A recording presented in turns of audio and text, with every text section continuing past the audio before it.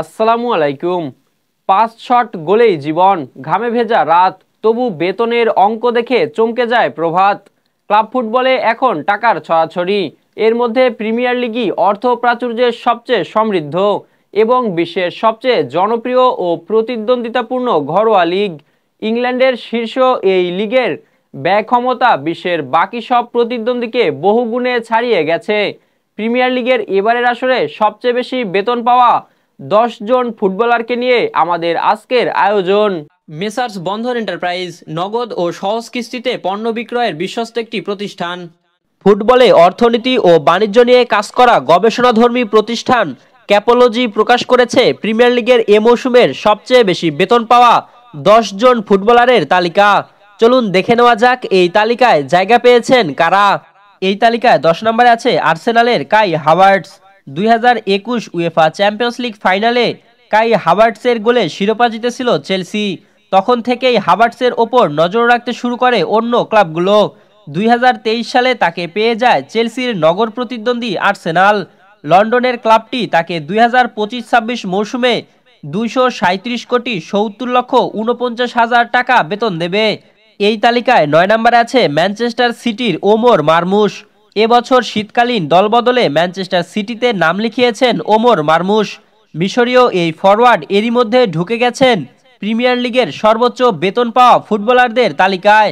2025-26 মৌসুমে সিটি তাকে পারিশ্রমিক হিসেবে 250 কোটি 43 লক্ষ 91 হাজার টাকা বেতন দেবে। এই তালিকায় 8 নম্বরে আছে ম্যানচেস্টার সিটির জ্যাক গ্রিলিশ। অনেক আশা নিয়ে জ্যাক গ্রিলিশকে দলে ভিড়িয়েছিল ম্যানচেস্টার সিটি, কিন্তু প্রত্যাশার সিকিভাগও পূরণ করতে পারেননি তিনি।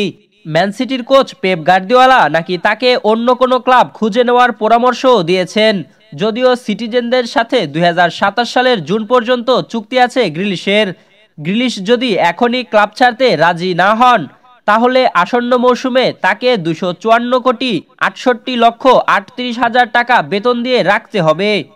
এই তালিকায় 7 নম্বরে আছে ম্যানচেস্টার ইউনাইটেডের ব্রুনো ফার্নান্দেজ। ইংলিশ প্রিমিয়ার লিগের গত মৌসুম খুবই বাজে কেটেছে ম্যানচেস্টার ইউনাইটেডের। দলের জন্য অন্তঃপ্রাণ ফার্নান্দেজের ওল্ড ট্রাফোর্ড ছাড়ার গুঞ্জন শোনা গেলেও তিনি সেখানেই থেকে যাচ্ছেন। ম্যানচেস্টার ইউনাইটেডকে আবারও নেতৃত্ব দেবেন ফার্নান্দেজ।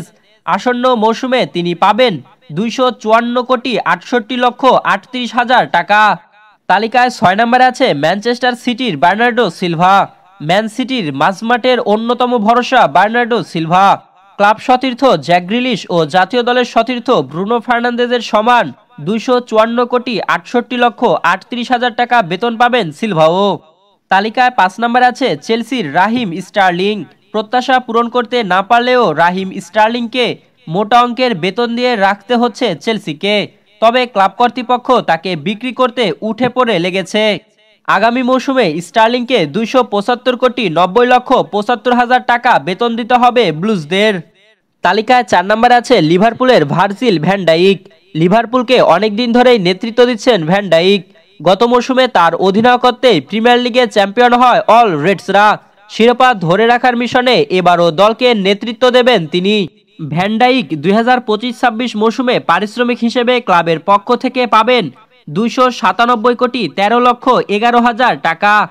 তালিকায় 3 নম্বরে আছে ম্যানচেস্টার ইউনাইটেডের ক্যাসেমিরো। রিয়াল মাদ্রিদের হয়ে সম্ভাব্য সব শিরোপা জেতা ক্যাসেমিরো নতুন চ্যালেঞ্জ নিতেই 2022 সালে ম্যানচেস্টার ইউনাইটেডে নাম লেখান।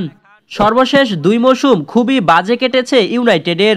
ক্যাসেমিরো নিজেও খুব একটা ভালো করতে পারেননি, তবে বেতন পাচ্ছেন আকাশচুম্বী। 297 কোটি 13 লক্ষ 11 হাজার টাকা বেতন পাবেন তিনি। এই তালিকায় 2 নম্বরে আছে লিভারপুলের মোহাম্মদ সালাহ। 2025 সালই লিভারপুলে তার শেষ বছর। গত জানুয়ারিতে কথাটি বলেছিলেন তিনি নিজেই। তবে সৌদি আরবের 8,000 কোটি টাকার প্রস্তাব ফিরিয়ে গত এপ্রিলে ক্লাবটির সঙ্গে চুক্তি নবায়ন করেন এই মিশরীয় ফুটবলার। 2025-26 মৌসুমে তিনি বেতন বাবদ পাবেন 339 কোটি 57 লক্ষ 85 হাজার টাকা। এই তালিকায় 1 নম্বরে আছে ম্যানচেস্টার সিটির আর্লিং হ্যালান্ড। ম্যান সিটিতে নিজের অভিষেক মৌসুমে গোলের বন্যা বয়ে দেন আর্লিং হ্যালান্ড। ভাঙ্গেন একের পর এক রেকর্ড। 2022-23 মৌসুমে সিটিকে ট্রেবল জেতাতে বড় অবদানও রাখেন। আগামী মৌসুমে সিটিজেনদের থেকে বেতন পাবেন 445 কোটি 69 লক্ষ 67 হাজার টাকা। আপনার প্রিয় খেলোয়াড়কে জানাবেন ভিডিওর কমেন্টে। রাহুল আলামিন, বিডিআই স্পোর্টস।